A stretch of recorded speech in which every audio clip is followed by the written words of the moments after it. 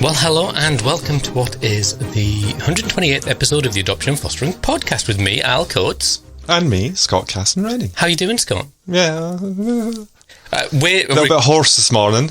Why are you hoarse? I don't know, I just feel a bit hoarse. It was a bit shouty last night, wasn't it? Yeah, it's a lot of noise. Scott, we're in person again, aren't we? Again. This is just getting a theme. Very... Yeah, it's too often now. Far too often. Far too often. Yeah. And you're at my house because it's my wife's... birthday party. We'll not say what No, number. I won't say the age. That would be inappropriate, wouldn't it? Yeah, has a 0 in it. That'll do. We'll stick with that. So you're here, and we're good, but we're recording. We're doing the time slip thing where we're going to record an interview with someone. Anya Sizer. Well, the reason I say it like that is because literally for years I was under the impression that she was called. Her Twitter tag was Analyzer. Yeah, because you're weird, aren't you? And then I met dyslexic. Yes, that as well. There's a lot of that. And so I'm totally perplexed as to who she is. But she introduced herself. I met her at an event, and number 10. Number 10. That was bored of hearing this. Yeah. And she went, "Oh, hello," and she talked to me like an old friend. And I was thinking, I have no idea who you are. But you do that quite a lot. Even with the kids. I mean, I'll be honest with you. Well, it's like the other day you said, "Where are you now?" And I said where I was, and you went, "Who's that?" And I was like, just like one of the people that you met, one of the many people, to be fair, that you've met over the years who are my friends, and who, and you've still no clue, have you? Not really, no. Honestly, I just think you go through your life with your eyes shut. Yeah, a lot of that going on. Anyway, we're speaking to Anya, and she's going to come on. We're interviewing her. This is today, Sunday, and we're going to interview her on Wednesday about infertility, which I think would be a really interesting topic. Yeah, because we've never. We've probably. So so just so we know, and she obviously will introduce herself when we interview her. Yes, we'll not try to introduce her now. No. Well, I was going to say I'm not done any research yet on her. Right, between now and Wednesday, we'll both go away and at least need to find skim her Twitter profile. Well, yeah, because she does lots of things. Yeah, I know that she works with an MP, she works for Adoption UK, I think she's involved in a charity, Home for Good. Yeah, I think she's a woman with a finger in many pies. Yeah, I'm tempted to just talk about her right now, but we shouldn't, because obviously she'll introduce herself, but I'm kind of just now thinking, right, I need to go and we'll do some research. Yeah, and she has been on the scene for a couple of years. Yeah, I remember when I was at Adoption UK, but but it's something we've never talked about, and it'll be interesting to see if it's how we think infertility is, or how that's moved on. So I'll be interested to. Well, yeah, I mean, I guess relating to adoption. I mean, yeah. I mean, I suppose we shouldn't sort of like. Assume do a warmed up version of what we're going to do on Wednesday, but for me, I think it's never been an issue for me personally, in the sense that we adopted and then we discovered we were infertile, and that was like, all right, fair enough, move on. And it's only the last year, 18 months, that it's kind of come back to me, and it's just sort of this shadow of stuff. But I'll maybe unpick that with maybe. And it's funny because I was talking to somebody this week. Who was I talking to? Oh, Dr. Vicky Sutton, clinical psychologist. She was doing some training, and we were just having a general chat. And I just mentioned to her, when we were being assessed, the social workers wanted to investigate how we felt about our infertility. And of course, I mean, we're talking 2007, so it's very new in terms of two men adopting. And we were like, huh? What? What do you mean infertile? Yeah, exactly. Yeah, I think it was just the way it was worded. Because we don't know. We don't know if we are. Never. It's the wrong question, isn't it? It is. There is a question in there to be asked. There is, But of course, for us, it wasn't. It was just that, we chose adoption as our first choice. It wasn't that we'd try surrogacy or, anything else. That was just the way it was. So to us, it was like, what a daft question. What? Oh, yeah. Well, maybe we can unpick that with that'd be exciting. Yeah. And more generally, and how are you anyway? Because I feel like what's really odd is I feel like I'm about to slip into doing a social work supervision with you. Oh, really? Because I've done nothing but student social work supervision this week. So sickness leave absence? None. Flexi time? No. I would have thought we'd be owing you, probably. Well, some people do. Toil. Please don't go with toil. Right, if I was to take back all my toil now, I wouldn't work till about January. So. Did I ever tell you about I worked for an organisation who find themselves in the High Court every now and then. But one of the things... but that's another story for the last podcast. Wonder who that could be. I wonder. Anyway, maybe we will unpick that when that comes to fruition. We can have that conversation. Yeah. But I put my notice in and then didn't realise that I had to give 3 months' notice, and literally realised 3 months' notice is a lot of notice, isn't it? Yeah, it is. And my boss said, "All right, you do know 3 months' notice." I went, "Oh, I should have really paid attention when I signed the contract." So I had 3 months' notice. 3 months is a long time. And what we got, and I said, "Yeah, but you owe me a week's toil." And she went, "All right, well, we'll do it a week less." And I said, and then my boss, who I loved to bits, great friend, absolute rock star, and she said, "Right, okay, then and she gave me a list of things I had to do, and I reached this really odd situation where to do the work that she wanted me to do, I had to work extra hours, but to do it all within the. And I said, "You do realise that the faster I run, the quicker my toil comes towards me." Yeah. And it got very complicated in the last month. But 3 months is a long time. Oh, I was like a long time. Walls. Yeah, because by the last month you're like, okay, had enough now. Oh yeah, I once did 2 weeks, and that was like the longest 2 weeks of my life. Oh dear. So I've not left many jobs anyway. I feel that often we'll talk about news and we'll talk about things, but how are you, Scott? Yes, I'm fine. Yeah, but how are you really? Well, yeah, there's a few things going on. Right, okay, I'm going to do my social work thing, but how are you really? Please don't social work How are you really, Please Scott? don't social work me. Look at me in the eye and tell me you're No, fine. definitely not. You know how things are anyway. My days. It's like there's a date in the calendar, and they all just kind of start kicking off at the same day. Is that the run into Christmas? Is it just... Well, yeah, there's a few things going on. But it's interesting because we've had this, I feel like I'm plugging the conference. I am plugging the conference. Hey, we're having a conference. We're having a conference on the 26th of November on identity. And you can go to the website. Go on. NoBordersTraining.org. Yeah, that wasn't what I was going to say. Oh, really? What website were you on about then? Some dodgy website that you've been looking at, I should imagine. Men and lawnmowers, my favourite. Chainsaws. Yeah. Interesting, it came up on Twitter, this discussion about identity, and I think it was Simon Armistead, who's still, yeah, I know, sorry Simon, but you know, he's got a couple of kids as well. Yeah, we started talking about identity a little bit, and it was interesting because, long story short, I'm not going to go into any great detail about this, but had a recent kind of meeting with CAMS where we shared some stuff as adults, so, you know, proper adult conversation. Yes, yeah. And what was interesting is that even though we've got this conference coming up and we've been organising it for months, and she went, "You do know this is identity, don't you?" And I was like, shut the front door. Bing. Yeah, it was a big light bulb moment. And of course now I'm sitting here going, and we've got a conference about identity coming up. What's that all about? Yeah, exactly. Convenient and inconvenient. So yeah, it's there's layer upon layer of stuff going on at the minute that's not really useful. And poor Tris as well, because he's having to deal with it while I'm not there.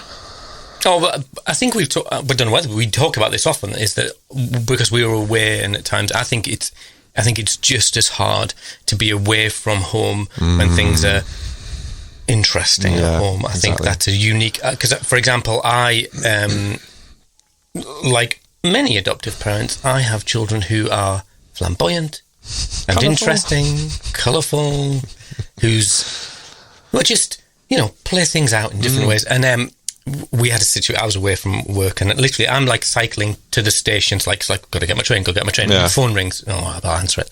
And there's like this whole thing going on at home. I go, really sorry, got to go. And then I did cycle a bit more. The phone rings again. Right, I'm stopping, and I'm got to get a train. Yeah, got to get a train. And then so you're the person who is up a height because you can't fix it, and you think, if I was there, I could maybe step in, I could say this, I could give a bit of break.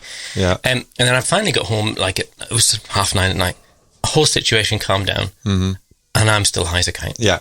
I'm like, yeah, exactly. Right, what? Right, no, and that, it's not to downplay the challenge of being at home. No, of course. But I don't think it's any less stressful or difficult to be away. No, exactly. And sometimes a little bit more, because like you say, you can't actually do anything about it. There's nothing you can do. And that is difficult. Even when I work 9 to 5, like literally 15 minutes from the house, those calls at lunchtime or the text saying, children have bitten the edge off the table. I'm being assaulted. Yes, I know. Yeah, these are the literal things that happen, isn't it? And you're kind of going, oh my job, what, do you mind if I just pop out? Yeah, and it does make you wonder how we can function as adults and kind of how that affects us the longer term as well, because at the end of the day, we're human, and barely. The thing is, you take a step back now and again, you think, okay, so like as an example, identity was brought up by the psychologist. Identity. So you think, okay, it's identity. So you go away and you have a bit of a reflection on that, and you think, okay, so in what way can we support my child with their identity, and how can I kind of help to move that on for them? But it's really difficult, because if you don't have the tools to be able to do it, then it's a hard one. And of course, identity can just be seen as something quite simple to some people who don't maybe understand the layers that go with that.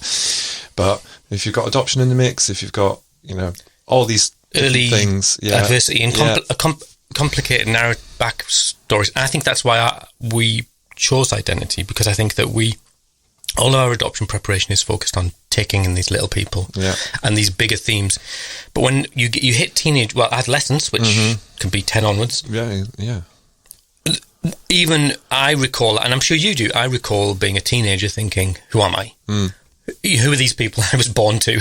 All these complicated things. What am I going to do in my life? What what's all of those sort of big questions. I remember really profoundly having. I'm maybe not that normal, but it's really normal. But then if you add into the layer of who are my parents, and having maybe bits of paper with complicated life stories, because for the current cohort, there's usually really good reasons. Am I like those people?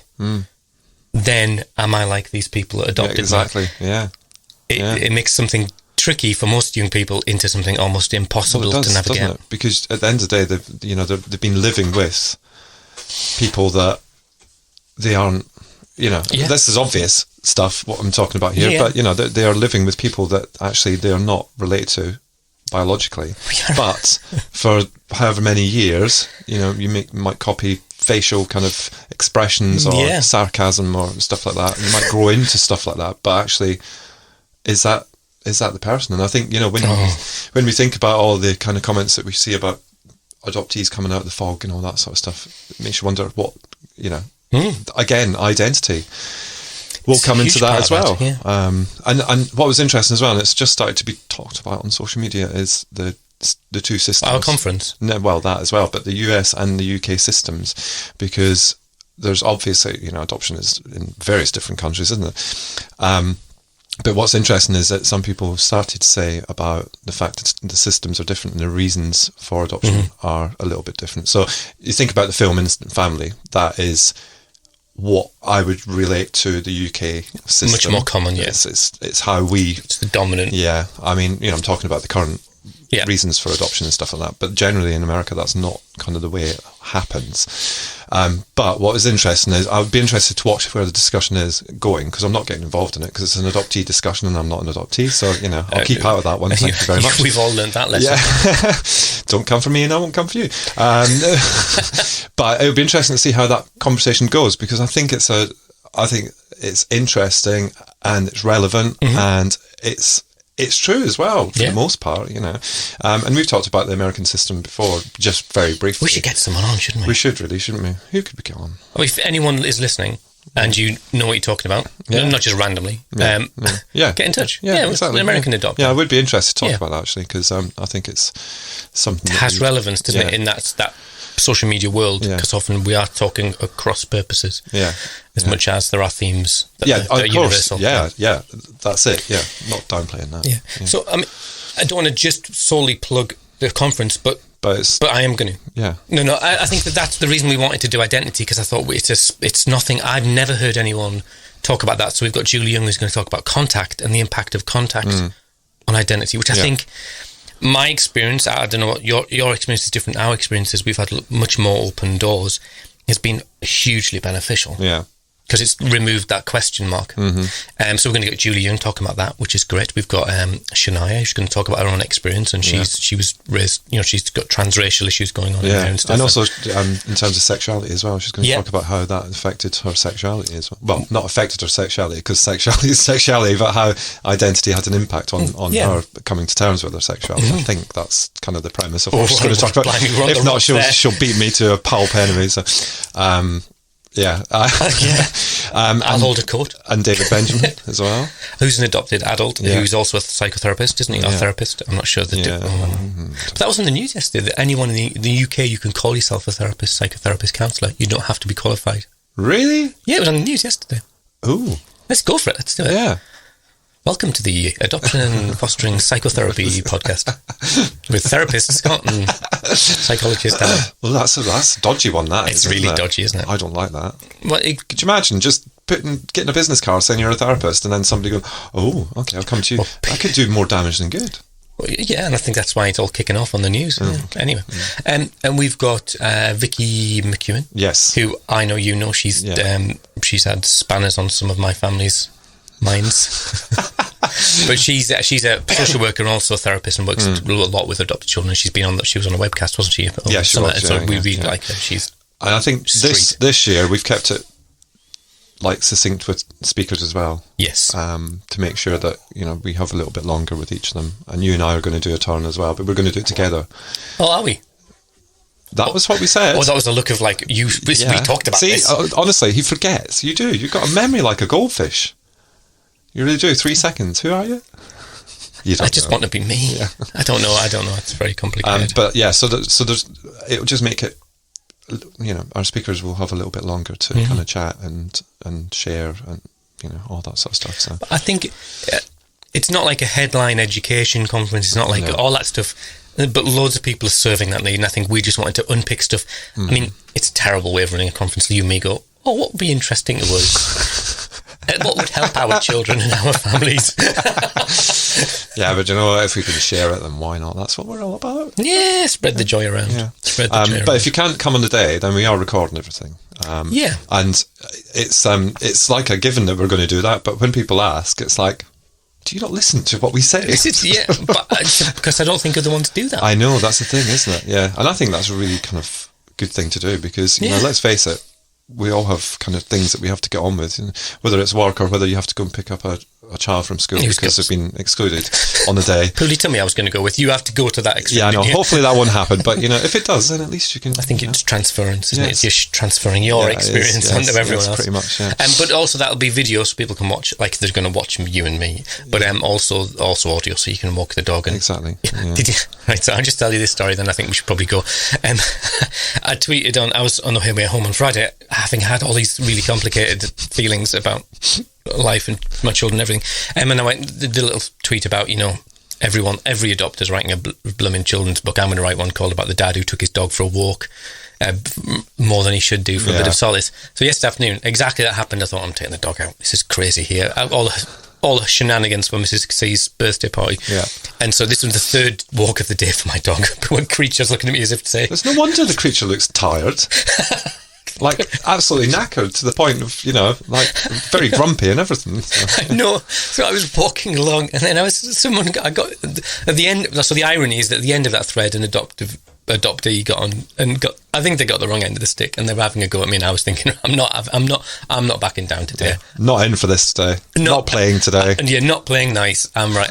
I'm putting my social work registration aside. So I was having a right all. They were coming back at me, and I was kind of like coming back at them, and so it was just this confluence of events. So I'm then stomping through the woods, patch of mud, whoop blah, head over heels into the mud, and then the dog jumped on me and started savaging me because she thought it was a game. Oh, and I'm laid on the floor going, "It's all come to get me now. This is the end of the world." I'm laid on the floor with the dog growling. She was shaking with excitement, like literally, and she was biting me. I mean, she was a German Shepherd, so it wasn't fun. And she was like, "Oh, I like this game." I think there's quite a few lessons in that one for you. It feels like a modern parable, doesn't it? Yeah, like I think the first lesson is stop trying to escape from what's going on at home and don't walk the dog 3 times a day. Look, by 12 o'clock. Mr. I'm in another country. Don't come and meet with you. True, yeah. But secondly, don't then transfer what's going on at home and onto Twitter.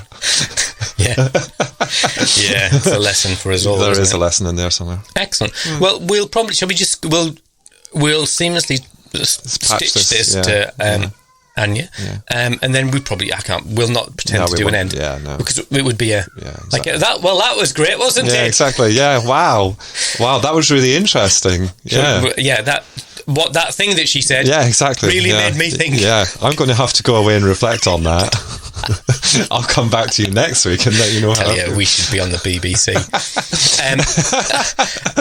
Seamless. If anyone listening from the BBC, we are available to office. We are. Yes, we are. Yeah. Apparently, we've got quite a double act going, so we'll keep getting told. Which reminds me, we did. I think the wine had been flowing, and I had a bottle and a half of beer. I know. You couldn't feel your legs, could you? I know, and my lips were loose. Yeah, very loose last night. Very loose lips. And we're thinking seriously about doing a world tour of the United Kingdom. We are. I was going to mention that. No, you have done. I'm glad that you have. Yeah. So you'll just have to bear with us a couple of minutes longer, because we were going to do it before the pandemic, weren't we? We were going to do like a pub quizzy kind of thing. We never got around to it. We were planning it. Well, we were, yeah. And part of it was because we were going to do the Adoption East Midlands conference, and that was going to be included in it, wasn't it? Yeah, that was going to be the first. So we said we're going to do it next year. So once we know that definitely the pandemic is kind of not going to affect. Well, I don't think it's ever going to be over. At least if it's not going to affect stuff like that. So we are planning on coming to all 4 nations, aren't we? Yes, I'm really excited. I am as well. So we're going to do a bit of a road show type thing. I don't know what we'll call it. We probably will call it the World Tour of the UK, just to be funny and stupid and all that sort of stuff. Just 4 gigs or something. Gigs. And what we said last night was, yes, we're going to invite a guest from each of the places where we visit to come along and talk about their thing. And live with an audience. We even made up the guests, didn't we? Yeah, we did. People. We haven't even asked them. We just thought, we'll ask. Exactly. People who people would pay to go and see normally. Yeah, exactly.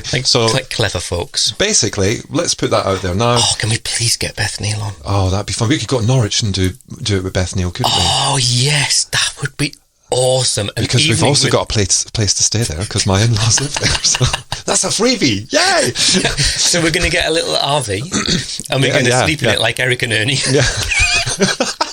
It's funny. The reason it came up last night was one of your daughters started. It's hard to tell which was it Mrs. C? I can't remember. They started talking about Gino and Fred and Gordon, didn't they? Mm-hmm. Driving around all these different places, and they said you should do that, and we've been thinking about something anyway.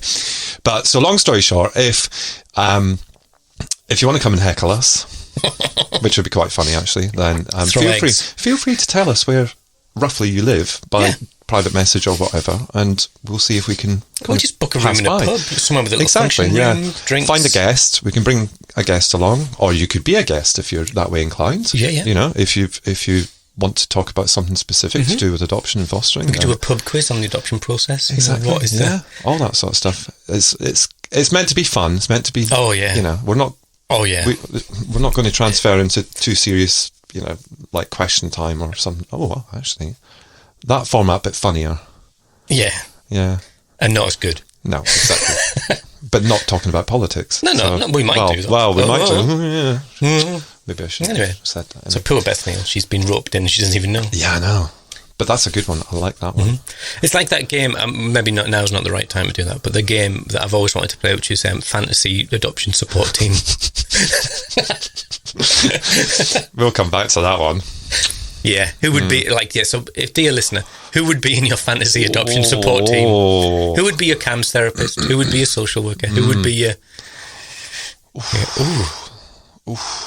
naming names? Yeah. Anyway, so that's the plan. Yeah. Next year, we're going to do that. So yeah, DM us. Oh, or email us. Yeah, fax us a memo. Yeah. So over to Anya Sizer. Anya Sizer. Here she is. You stupid boy. Honestly. I had one job, literally. So today we are joined by Anya Sizer. Welcome, Anya. Hi, really good to be here. Thank you. Hello. And we like we said, we recorded the introduction to this podcast earlier on this week. And what we said already? Why are you shaking your head and doing that stuff that you do? What? We're not the BBC. That's true. All right, we don't have to. Are you not? I mean, I'm out. It's been lovely, but I'm off. Thank you. See you later, lads. Okay, I think we have an idea of where this interview is going to go. Yeah, we're there already. Yeah. So, Anya, we've with social media and stuff, we've kind of been chatting back and forward for years. We've just discussed, I've actually met you, which I forgot about, so I do apologize about that. But give us an intro to who you are and what you do and where you're from, a bit like Blind Date with Scylla. Come on. Yeah. Oh gosh, Blind Date with Scylla. That would be exciting. So I've worked in the fertility sector for 15 years now. This came out of our own personal experience of fertility treatment. My husband and I went through many years, many rounds of IVF and had 2 children from IVF. And it was around that time that I started working in the sector as well, because I really saw the need for support. I just thought we're sort of treating people medically, but not holistically enough at that stage. This was many years ago, and things have improved since then.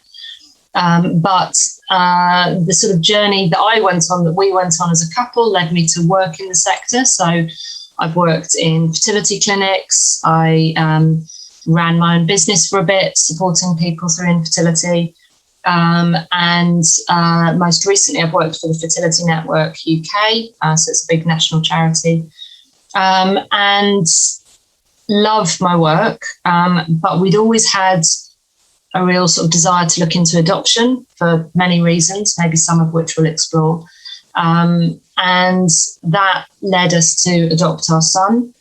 So we've got 2 children from IVF and 1 adopted child. And I now still work in the fertility sector, along with other things that I do, but that's my main job. And I'm just really passionate about the 2 areas, about support for both. Support for people going through adoption, living with adoption, and support for infertility. So I guess that's a bit about me. I'm doing 101 different things. I'm into politics quite a bit. So I'm either on Twitter ranting about something to do with the Labour Party, or on Twitter ranting about adoption, or just on Twitter quite a lot, basically. Okay. That's interesting. Good. Yeah. And I guess my first reflection on what you've just said there is, how common is infertility? So it's 1 in 6 heterosexual couples that will be affected by infertility at some point. And that number's not inclusive of single women or same-sex couples who need to use fertility treatment to achieve a pregnancy, but who also, unfortunately, may also experience infertility, so problems conceiving, despite going through treatment. So we're talking about huge numbers of people going through infertility in the UK at any one time. So it's not a niche thing. It's not small numbers of people. It's a big issue. Is that that statistic? Sorry, Scott. I like a bit of a scratch around. I'm used to the pen. I like the pen. The pen is useful for showing me who to talk to. That's good. Right. 2 pens. I've got one. My question: we came prepared to that 1 in 6 figure. How does that translate? Because that 1 in 6 is infertility that affects people, but then how does that translate into people who ultimately don't go on to have children? Because some of those people will That's what I was going to ask. That was my next question. Really good question. So sadly, the majority of people, even with fertility treatment, won't conceive. And this is one of the myths about treatment, is that it's this sort of one-stop shop. You go and you do it, you come out with a baby. And the reality is, even if you're in quite a good bracket for success rates with fertility treatment, you're still looking at odds of about 30% per cycle. which is why the guidance says that 3 full cycles of IVF are optimal. But the reality is that the majority of people don't go through 3 full cycles for a variety of reasons. But IVF fertility treatment doesn't always end with a family, with a baby. And that's something that's not talked about properly. It's not discussed. It's a very difficult reality, because I think still most people feel it will work. And it does for many people. You know, there's millions of IVF babies worldwide. It's a treatment that can work, but it doesn't always, and we have to be realistic about that. There's so many questions I've got. Bring them on. We should have written a list of questions, shouldn't we, Scott, and divvied them up. My next question is, if it's so prevalent, so we're talking about hundreds of thousands of people, and potentially now in the UK anyway. Yeah. That then doesn't translate to that many people going on to adoption, does it? No. So this is an area that I really want to do some work on over the next few years.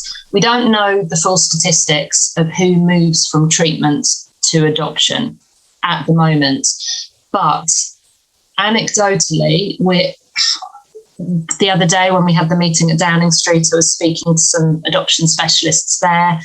They felt around 70% of all people coming forward to adopt these days is from a background of treatment not working.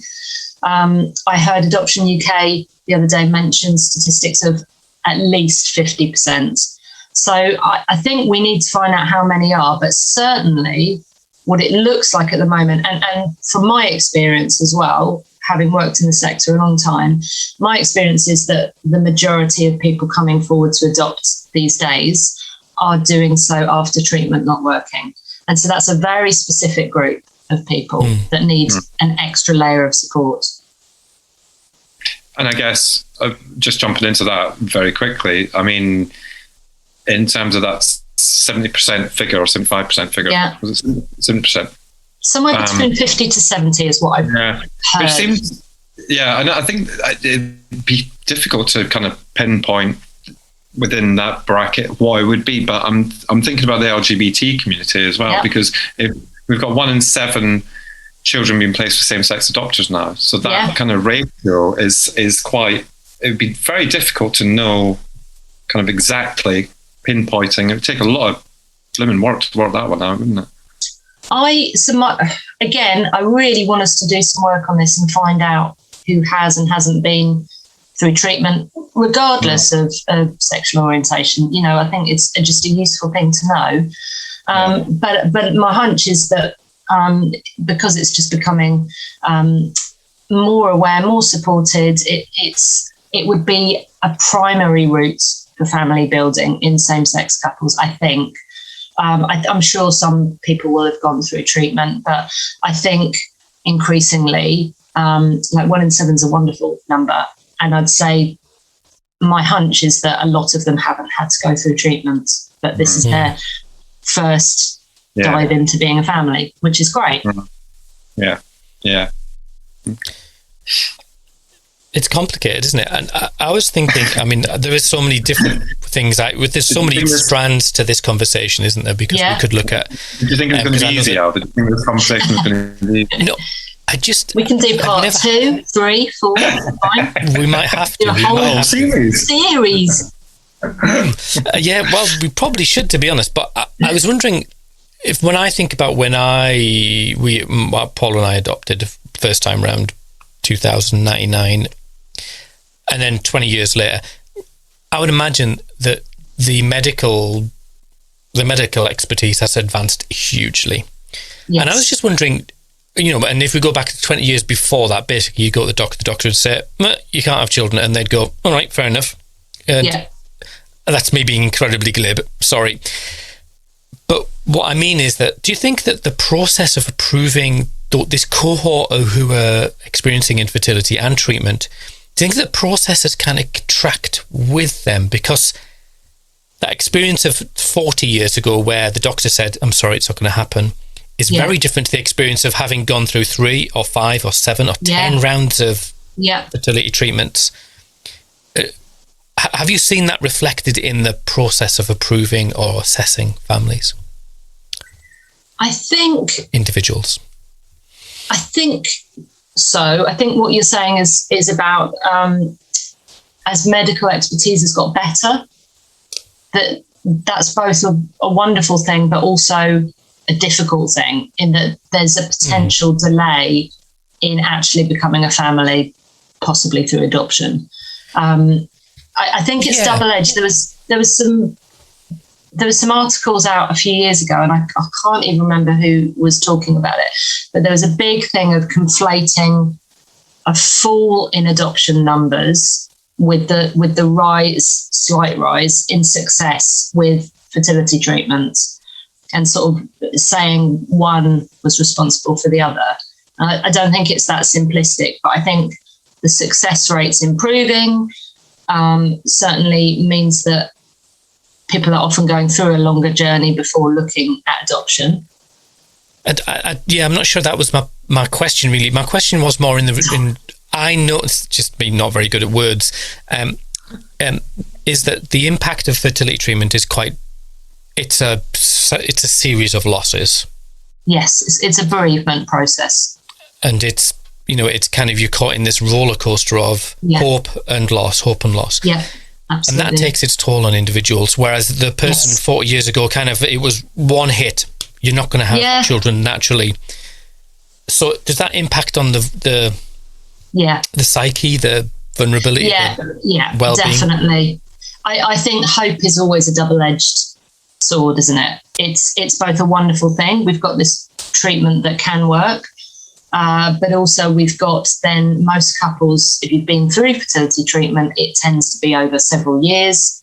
It tends to involve many losses and maybe a few highs. When we talk about the roller coaster, it always slightly makes me laugh because firstly, roller coasters are way more fun than any fertility treatment. But also there's a lot more highs in a roller coaster than the dips of fertility treatment. Fertility treatment's 90% rubbish and you get little pockets of glimmers of hope. But what you're saying, I think, is, it can go on for a lot longer. And I think then you've got an embedded potential trauma in a person, in a couple, that they carry with them. And there's a lot of layers to that. There's a lot of aspects to that. So some of the surveys we've done, for example, talk about people with long-term infertility having a 90% depression rate. So 90% of those people who've gone through fertility treatment will have experienced depression at some point, and 42% of them will have experienced suicidal tendencies. So we're talking about a people group that have already been through loss, the experience of a grief process, and really haven't always had the chance to process that. So what then happens at the end of that is adoption is seen as the thing that will solve the hurt. And that's the concern that I have, that unless we can really support people into a realistic perception of adoption and then really, really support them through the adoption process and beyond, I think we're looking at potential issues. Yeah. Can I just flag up at this point that we are very conscious, Scott and I, that we're both men, and we know that infertility affects men differently. 30%, I think, is it 30-70 split? That it, that the issues of infertility, it's sort of 30% men, and that's the research I looked at. No. But this is on the NHS. Anyway, let me get right. Don't get into that because we will go down the rabbit hole.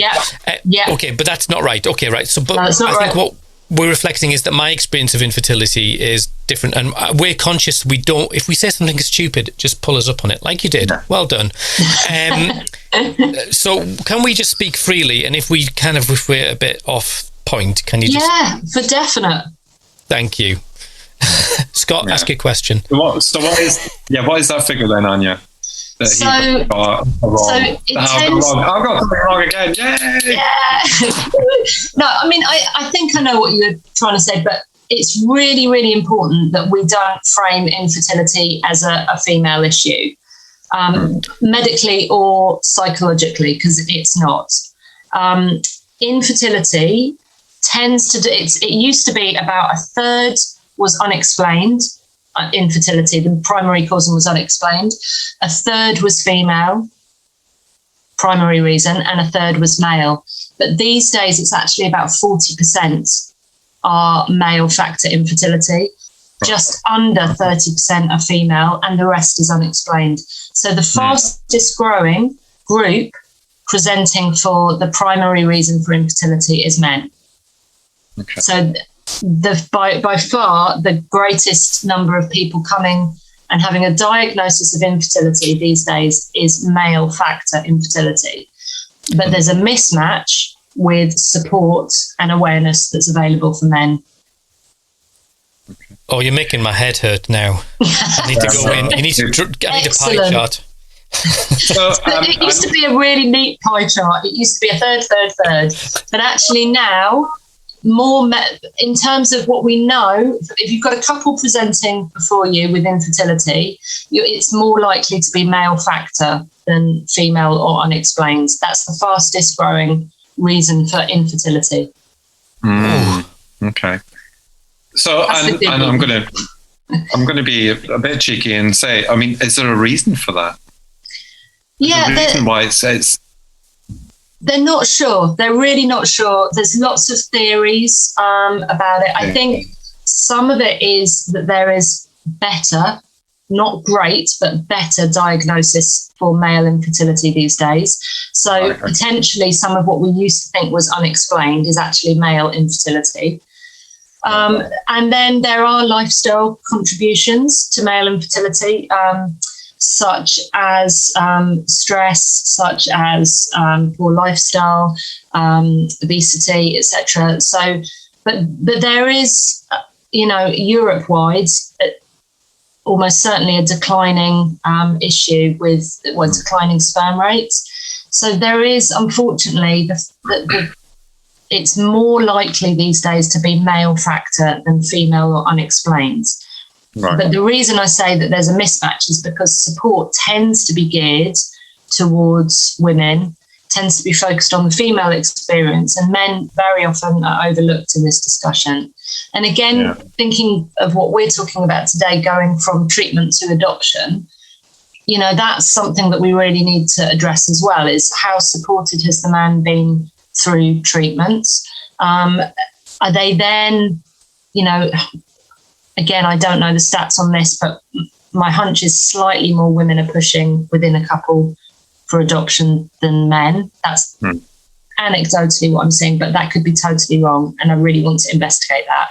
But if we've got a group of men that are already incredibly battered and bruised from the treatment process, moving forward to adoption, again, there's ramifications with that. So I think the male perspective's got to be really, really explored and looked at with all of this. And I think it's really interesting because as a I want to say community, not community, as human beings, let's say. Let's go with that. On a good day. We tend to, if somebody says infertility, the first thing that pops in my head is, oh, that poor woman. Yeah. As in thinking that, I know that's not the case in my head. I do know that, but I'm thinking, oh, that poor woman, how bad, that's really opened my eyes to that, actually. So thank you for but also, that. Scott, I bet it goes to, without even thinking, I bet it goes to that core, if you have a mental image in your head and put money on it being a white woman, I'd put money on it being a certain background type of white woman, because when we talk about infertility and we look around the media, we look at some of the clinic advertising, the perception is white, female, middle class. But actually, infertility affects across the ethnicity, across socioeconomic backgrounds, across the board. And as I picked up on earlier, you can be in a same-sex couple and, think that you're going through treatment as a means to an end, but actually discover that there's a fertility issue within that as well. So in terms of our image of infertility, it really has to be broadened out. It's not white, female, middle class only. Okay. Can I ask then, because we are the Adoption and Fostering podcast, yes. how does that all then wash up at the door of adoption? I'll tell you for why. I'm part of a few groups that have got prospective adopters on Facebook, and what I get genuinely quite anxious when I see tweets from people saying, "Oh, I'm just joined this group. We're going through our last round of IVF or whatever treatment is, and when that's done, we're going to move on to adoption." And I go, "Whoa, whoa, we need to just everyone just stop, think about that for a while." Yeah, it's me being glib, but no, I think that's really right. Again, it's sort of one of those double-edged swords thing, in that when you're going through treatments, for many people, one of the coping techniques is to think that there are other ways to build a family. And actually, that's in terms of mental health and in terms of ability to cope, I think it's not a bad thing to do, is to think, okay, look, this may not work out. I'm being realistic about this, but there are other options that we can explore. Actually, that's quite common. It's quite understandable, and maybe it's no bad thing. But the flip side of that is when someone has been through numerous cycles of failed treatments, and the level of desperation and the level of hurt has grown. Absolutely understandably, it's impossible for that not to happen. If you've had 10 failed IVF cycles, you have been through a huge journey, and you are very, very focused on, I've just got to find a family somehow. That just is human nature. But the reverse of that is you can be really, really struggling to grasp the reality of adoption, to really engage with some of the difficulties that it may bring, and really to acknowledge that this isn't the thing that's going to solve the hurt. So adoption does not solve infertility. It's a way to create a family. It can be an amazing thing. It can be a difficult thing, but what it doesn't do is magically take away infertility. So I think that's where we have to really, really support and encourage this group of people. I understand that person on the support group saying, we're doing this, we're going to move on to that, because they're on that treadmill. They're on that, got to get there, rabbit in a headlights. I get that. But we have to help them to pause and to then bring in the reality of adoption. And is it right for them? So that's the difference. So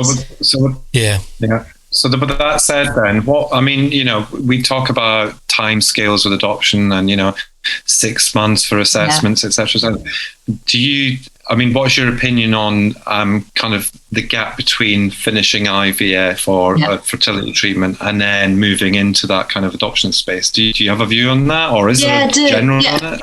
So it's normally 6 to 12 months, isn't it? I think between stopping fertility treatments and starting adoption. Well, I don't know if there's an average, but it's around 6 to 12 months from what I can hear. I think it's needed in that you need to move from one chapter to another. You need to somehow acknowledge that one aspect has finished and you are moving on to something very different. So I think it's needed. I think it's useful physically for the person that's been through numerous cycles or even one cycle and are emotionally, physically drained. I think you need that time to reboot and to gather some of your strength. Where I'm hesitant is when we think, right, at the end of 6 months, someone's sorted. They're now ready for adoption. It's not a magic number of months. Nothing happens specifically in that time to magic everything away. It's quite arbitrary. And also it can be quite a blank canvas that can feel quite frightening when there's been a lot of activity from fertility treatment. So I think it's really important that we look at that time and think, what can we put in that? How can we facilitate a real engagement with the process? How can we help with a grieving couple before us or a grieving individual? How can we help them deal with the loss that they've faced? And then how can we help them turn towards adoption. And none of that is simplistic, but at the moment what we're doing is you come to the end of treatment, at best you'll have a final consultation at a clinic, and at worst absolutely nothing. And then it's like just jumping off a cliff and waiting to adopt. We need to do something to support people at that stage. I mean, is there no statutory duty? Well, statutory is maybe the wrong word. Is there no duty of care on infertility services to say, we've come to an end now and we need to help you? No. Clinics can advise. There's no statutory duty, but clinics can advise if they feel actually medically this is very unlikely to work. They can suggest, but there's no real clear guidance in terms of, right, this person in front of you is likely to be stopping treatment forever. How are you supporting them to look at the other options? And the other options can include potentially donation, so looking at egg or sperm or embryo donation. It could include surrogacy. It could include adoption, and it could include childlessness and reimagining life without children. But the clinics in general aren't taking responsibility for that bit. They tend to see themselves as medical and the treatment part of it. And we as a charity support people with involuntary childlessness. I'm starting to do more work in terms of moving from treatment to adoption, but there isn't enough at that stage to really help people. Because I think I don't know about you, Scott, but I sometimes, and I guess this isn't an issue that's talked about at all, but I get this impression that sometimes people sort of, they run through that path and they, the fertility treatment stops, they wait out the time, or maybe they do some work and they feel better, they feel like, right, okay, I can start this. Then they jump onto the next treadmill, and that treadmill starts. 2 years later, they're sat with little Johnny. Yeah. And life is busy. And then another 2 or 3 years later, Johnny goes to school, and they sit and they think, Johnny isn't the baby that I imagined through those rounds of IVF. And that's a secret thought you can't have because you've fought to get Johnny. Yeah. Do you think that sometimes plays into the mental health of people who have then adopted? And poor Johnny, because really adoption should be about Johnny, not about mum or dad or dad or mum and all of that. Oh gosh, look at the prevalence of post-adoption depression anyway. But if you add to that, years of trying for a family, years of trying for a baby in your mind, and then you finally get to be parents through adoption, which is amazing.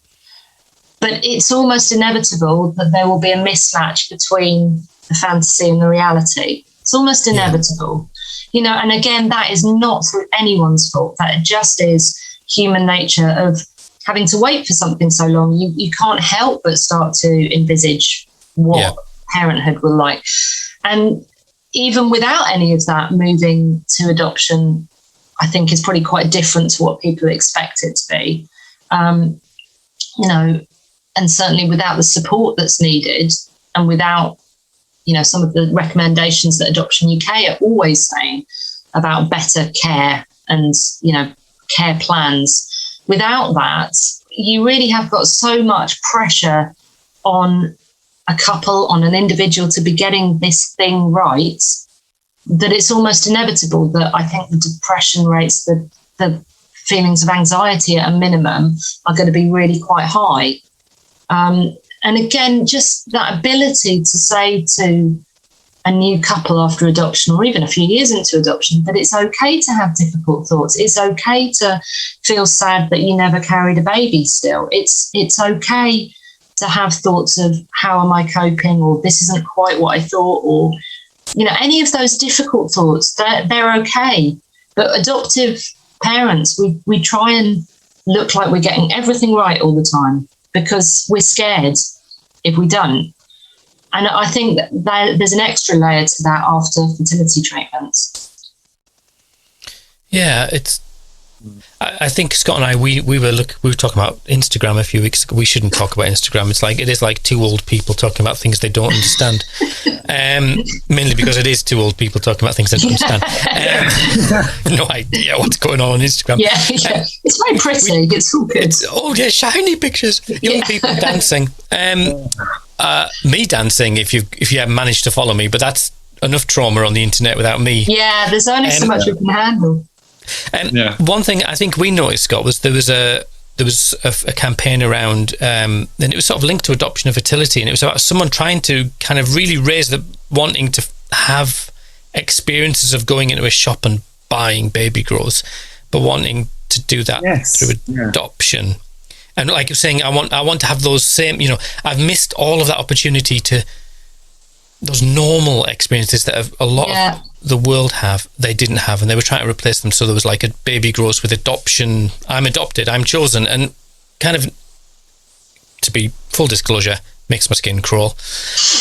Yeah, but makes our skin crawl. Oh, it makes our collective skin crawl at Podcast Towers. But but totally understand that feeling of, I just want to be part of this experience. I think it's always very tricky with adoption, isn't it? It seems to go in waves, doesn't it, in terms of how we talk about it, how we market it, for want of a better phrase, maybe. Ooh. Or maybe that is the right phrase. I think there's times that we are using the fun hashtags. We're talking about adoptive parents being heroes and everything being really fun and lovely and, all of that. And then we have modes of adoption looking like the worst thing in the world, and why would anyone do it? And it's full of really dysfunctional children and parents not coping, and probably the reality is in there somewhere. But I think my fear slightly, when we move too much towards the everything's great, adoption's just normal parenting really, and aren't adoptive parents heroes thing, is I think it can add, again, another layer of guilt when life doesn't feel like that.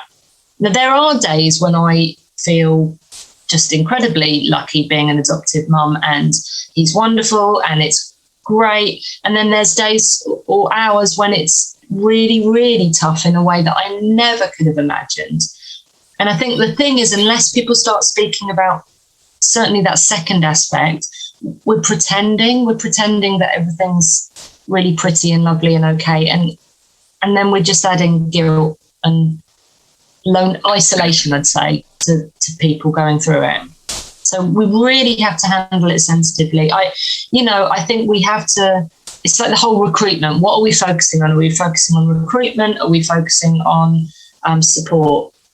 And it's both. But at the moment, I feel like it's more focused on recruitment than support as a whole. That's my take. Yeah. I think that's kind of,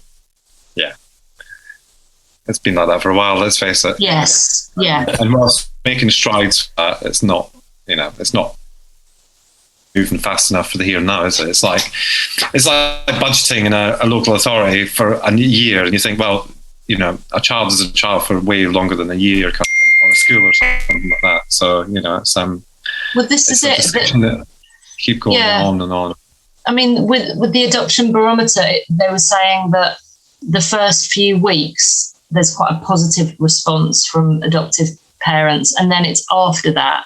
And that's because I guess those first few weeks are often social workers checking in on you, people checking that you're okay. And then, generally the default is that most adoptive families are then scrabbling around for support and help.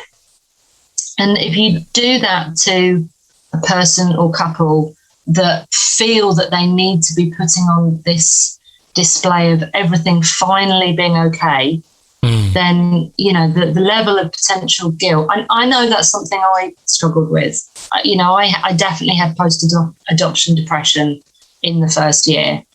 And part of that was because people would say to me, "Oh, you've done such an amazing thing. What a fantastic thing you've done taking on this child. And, you know, what a hero you are. And see you later." And that's it.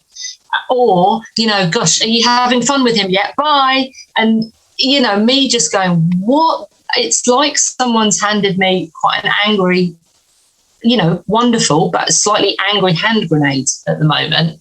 And I don't know what to do with this. And yet I've got to look like I'm coping because I'm scared he's going to be taken away. And I'm also scared that people will say, "You wanted this." So I definitely get that whole thing of trying to look like you're coping.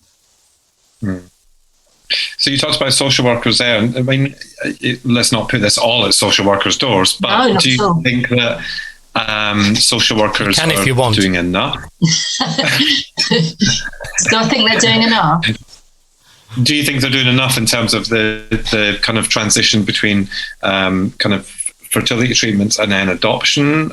Do you think they're challenging enough, or do you think there's this kind of, because I always read kind of snippets online about people who are saying, "Well, they're asking me this question and that question, and how is that relevant?" And, you know, From my perspective, this long into adoption, I see the relevance. I would never be so cruel as to say, "Well, it's because of the fact that, you know, this has happened to you." But how do you feel generally that social workers kind of react to this stuff? If you've got an opinion, it's hard because. Right, so there's two things. One is they're all individuals. So you'll get great social workers who know about this issue anyway, by default. And you'll have social workers that maybe aren't so great or don't have the information about the reality of infertility. So there's that. It's hard to lump it all together. With my political hat on, I'd say that we're looking at a group that is massively overstretched, underfunded, and, you know, I could go on about austerity, etc., but it plays into it. You've got a really high instance of, you know, people leaving social work. You've got a high instance of burnout. And if you're asking, again, that group to be everything to the couple in front of them, that's not possible. But I think what I would love to do, just in terms of practicality, is make it part of mandatory training that social workers do know and are upskilled about the realities of infertility. So looking at some of the things that might interplay going forward with adoption. I would love to make sure that every social worker gets that training so that it's not ad hoc. I'm sure that they're all doing the best they can. But if we look again at the statistics of anywhere between 50 to 70% of people have been through treatment, you know, the default should be that social workers are trained to know some of the realities and to know some of the trigger points going forward.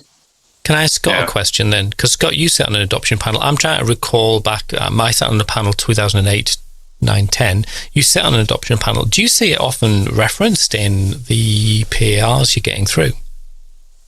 That's a really interesting question because, yes, it is. It's referenced. And I think that, because I've sat on a few adoption panels over my time. Oh, we know. Mr. Adoption Panel, they call you. Yeah, I know, yeah. I used to make a career out of it. I'm joking, by the way, just in case anybody should take offense to that. It is an interesting one because there is a limit to what you can ask or what you should ask. You know what I mean? Like, you trust that a social worker has done their best. Why should there be a limit? No. Can I just finish? Rather than you... Right, sorry. Thank you. Oh, I'm having a feeling. You haven't even got the pen up. You're not allowed to interrupt without the pen being up. I've got my pen up. My pen was up. Ready to poke it in his eye. There is a limit when it gets to the panel stage, is what I'm saying. You could say, I mean, don't get me wrong. All right, sorry, yeah. There's an instinct within a panel because they've been selected to do that job. And when I say a panel, I'm talking about the panels that I've sat on. Definitely, you know, really thorough in terms of reading and making sure that, you know, things are kind of okay, even from a quality assurance perspective, you know, at the end of the day. It's massive. But what I would be reassured with is the fact that if there was any questions that would come up now, you know, in terms of infertility, it's an interesting one because this is one of the things that Alan and I talked about when we did our introduction to this was I was asked when we went through the process, how do you feel? The question was, let's talk about your infertility. Mm-hmm. Now, as a same-sex couple, 2007, huh? Yeah. What do you mean our infertility? Yeah. Because, it was just like, I mean, and, I don't know, I've talked about this a couple of times, and maybe the wording could have been a little bit different because we don't know. Like, there is no way of us knowing. We've never gone down the surrogacy route. Adoption was just something that, felt natural to us to do. I'm trying to think what I was saying now. So going back to the panel thing, when I'm sitting on a panel now, it's in my head, but I have no personal experience of infertility. However, if it's kind of running through the report that, they are expecting to adopt a 6-month-old from this background, that background, the next background, then that's going to raise flags. There's going to be red flags all over that for me. And that's going to be a question of place. But that's the whole point of a panel, is a collective kind of brain, a hive brain, to say if 5 people out of the 6 or 7 that are on the panel are bringing it up, then there's an issue somewhere. However, you would hope, beyond hope, that before it went to the panel, the social worker and the social work manager would say there's an issue here with fertility. Yeah. That's mine. But also, what does that mean? So that's where training ideally comes in, that you're not, one of the very common issues with infertility is people have an idea of what it is and isn't. So, for example, going back to what we were talking about originally, people knee-jerk response is to think of infertility as a female issue.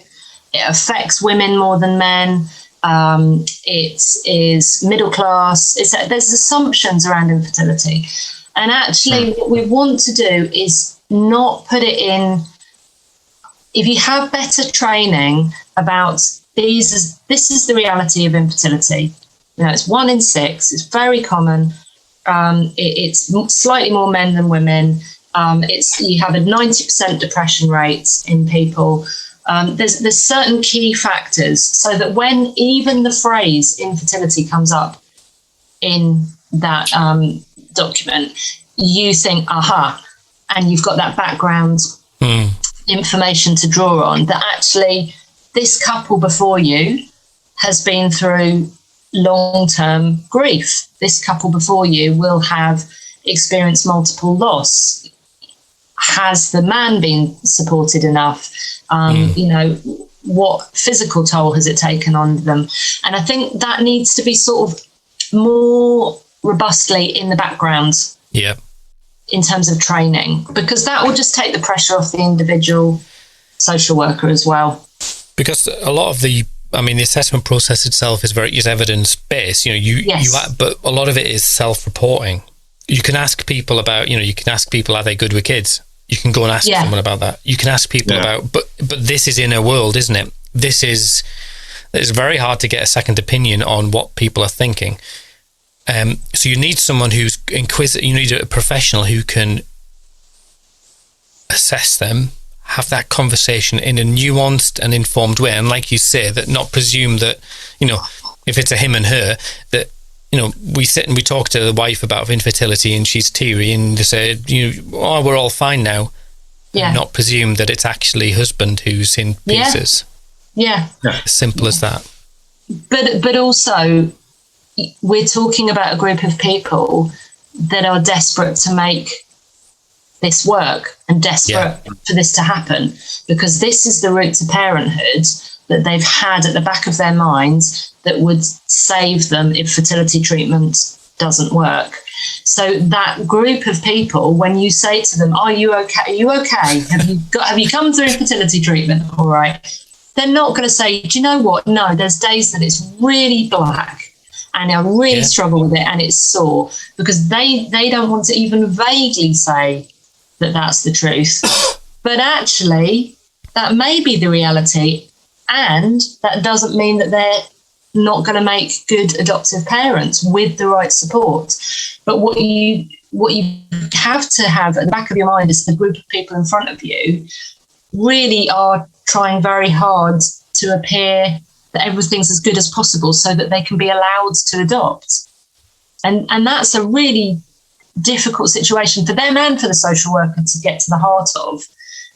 But I think we need an acknowledgement of the toll that infertility takes, and that doesn't necessarily rule someone out to be an adoptive parent. Yeah. It feels like it's something that's just under-discussed or under-analysed, and I don't know about you, Scott. I mean, I think it's a really, there's a real nuance around, same-sex couples or same-sex individuals and single people as well. That we just, I don't know, I just don't see. I mean, I don't practice in that area, but I don't know. Do you think we've got a way to go? Are we missing an opportunity to help people be better adoptive parents? Yes. Oh, well, we sorted that out. We should have started with that question. Lovely talking to you. Yeah, that was all sorted. Yeah, we massively are. Look, if we just think of the stats again, that huge numbers of people are coming from one very difficult process into another, potentially really quite difficult process. What are we doing to support that group? What are we doing to support those who support that group? What are we doing to help social workers know about the reality of infertility? What are we doing to let those prospective adopters know it's okay to have mixed feelings, and it's okay to sometimes feel sad that you don't have a baby because that's what you thought of. But that doesn't mean, again, you won't make a great adoptive parent. There's, we're not black and white. And I think we have to come to the stage with this discussion that there's a lot more education, there's a lot more support and information about it, but there's a reality to it. It goes back to that concept of adoptive parents being heroes. We're not heroes. We're knackered. We're just doing the best that we can with not enough support. Sorry, that's another issue. But if you try and make us these superheroes, then you'll get people after infertility trying very hard to look like that. None of us are. Yeah. I mean, I think I was probably guilty of flippancy as a younger man. I was 25 when I kind of discovered that we couldn't have children. We adopted, then we had children. We adopted, then we tried for fertility, and it didn't happen. And so in some ways it was kind of it was just exercising some curiosity. That's what it felt like for us, and for me anyway. It's only now, and it's the last few years, that I've really felt a sense of infertility. And I think I spoke to you about that when we met at Downing Street. Yeah, sorry. Just drop that in, get that in. If Scott rolls his eyes anymore, he's going to pass out. Great sandwiches, Scott. You missed out on great sandwiches. Treat. And I'm going to quote the Bible at you here, and it says, "God, thank you. God has set in His heart, God has set in the hearts of men and women eternity." And I think that children, our biological children, are that sense of eternity. And I think that even as I've come to now, I'm 50, and it's really peculiar things where I find it. So all my children, I love them as much as I could love children, right? That's my presumption. But little silly things make me sad in that I know that none of them could care less about my tools. And so when I die, I don't know I don't know what to do with my tools. Now that sounds like a really trivial thing, but actually it's quite important to me. Yeah. Because I know that my kids will go, what do I want my tools for? It's just not who they are. And that's fine. They've got their own interests and their own things. And I just think that sometimes, I don't know about you, Scott, but I think that we're of an age now where our children are young adults. Some of our children are. And infertility then comes back in a new way to us because our children are not, they're not something that we perhaps thought they would be. Yeah. Well, that's a bit messy, that conversation, isn't it? No, I think I think there's something in that, in the same way that if you speak to the involuntary childless community, they would say that the decision to live, and decision is loaded, but the decision to live without children, it's not a one-off experience. It's a lifelong process. So it affects you in different ways at different times. It's not that you make a decision and then it's all sorted. It comes in waves. And I think that's very similar with people moving from infertility to adoption, or can be, or people, lots of different things, that we all have assumptions about what family will look like from very early on. It's almost inevitable. And when it gets challenged, there are losses and gains, and it's a process. It's not a one-off event. Yeah. So, the complex grief, isn't it? Ambiguous loss, all of those kind of jazzy phrases. I'm looking at the time, and I believe that you both have somewhere better to be. I definitely do. No offense, Anya. I'm not talking about you. Really harsh. But it's interesting. Yeah. Just before we do go, I just want to kind of explore just a little bit, if we can, in terms of the kind of the adoption is the last resort. Yeah. For people as well. I mean, there must be. So bear with me while I get to the question, because I do tend to take a while to get to the question. But there's part of me that's thinking, well, a lot of that is to do with kind of society and kind of the traditional kind of values of adoption. And I'm thinking about my own experience. A biological child was never on the cards for me. Don't know if it's because the way my mind worked when I discovered I was gay, or whether it was just because it was never an option. So what's the feel about this adoption as a last resort? It's something that people do just because they don't have any other options, etc., etc. I mean, I'd like to believe that's not true, but I can see why it might. What's your thoughts on that? Yeah, so you've used the J word, which is my take on all of this, which is when they chuck at the infertile community, don't worry, you can just adopt.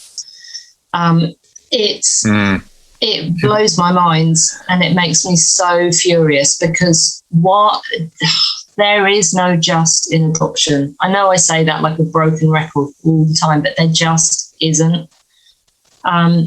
Why do we only really say that to the infertile community? And therefore by default show adoption as a less than. Why is adoption not held up to all of society as an option that some people could take? Again, adoption is not for everyone. That's my other big thing. It's an amazing route to parenthood. It's not for everyone. And it definitely shouldn't be just for the infertile community. Oh, I'm sorry you haven't had the baby that you've always longed for. Don't worry, you can just adopt. It just demeans any child. Imagine being a child and being told, don't worry, they just adopted you. Or imagine being the parent who is so desperate to become a parent and they're told, don't worry, you can just adopt. It by default just sounds like, you are really, really hoping for this amazing thing. We can't do that for you, but you can have this. It just is so rubbish. So we really need to work on that. When we talk about adoption, more people need to be looking at it as a potential issue, but less people need to be coming forward for it. And definitely it shouldn't just be the infertile community that's being pushed forward. It's really wrong. Yeah. That's my soapbox. It's a good one. Yeah. I also feel that it adds yet another layer of guilt. I can't tell you the number of people who've come to the end of treatment for one reason or another and have been told, don't worry, you can just adopt. They've looked at adoption and they've thought, actually, I don't think I can do this. This isn't for me. And have really thought it through realistically and felt quite strongly it's not for them. And then have been hit left, right and centre by people making them feel that they really ought to be looking into adoption. That happens all the time and it's really unfair. We need to look after each other, don't we? Really do. Yeah. Well, Anya Sizer, Anya. Taking that. I'm taking that forward. Excellent. You're going to go and change it. I also expect to only be referred to as that by both of you from now on. I don't want to be Anya or Anya. Analyzer, that's it. Okay. Analyzer. Might put some music to it and make it into a rap or something. No, we won't. But we can definitely do it. Actually, you might do it on his TikTok. Yeah. TikTok. I might do it on his TikTok. Yeah, if you could, that'd be marvellous. Thank you. Yeah. Please, we must never talk of TikTok. Actually, the next time we're together, we might do something. Let's not do a rap, please. We'll do a reel. No. Yeah. Straight. Analyzer, or find just a song with analyzer in it and just keep it on repeat while we dance it. Let's really not do it. Well, thank you for coming on, and I think that there's so much more I'd like to talk to you about, because I think you've scratched the surface. You've been involved with Home for Good, and there's all kinds of stuff that would be really good to talk. We need to get someone on from Home for Good again, but anyway, we're not open that kind of worms. Thank you so much for your time. Thank you so much for being honest. And but thank you for coming on. We're going to end now, so that I'm a bit lost. How do we end normally, Scott? Do you not sing a song together or play actually? No. Oh dear, no. You don't need to be subjected to that horror of us singing. Terror. The terror. Well, I think we just thank our guests normally, and then we just say goodbye in our traditional way. So, Anya, thank you so much for joining us. Really appreciate it. And like I say, we've only scratched the surface on this, really. So we'll probably have you back at some point. Love to. When something pops up, we need to do some work on this. So watch this space. Yeah, well, that's what I mean. When something pops up with this, it tends to be that we'll come back to it. So we always say to people, we might have you back, but So thank you, and enjoy the rest of your evening. So it's a goodbye from me and Mr. Coatsy. So thank you very much. Thank you for having me. Catch up soon. Bon Bye. And Jovi.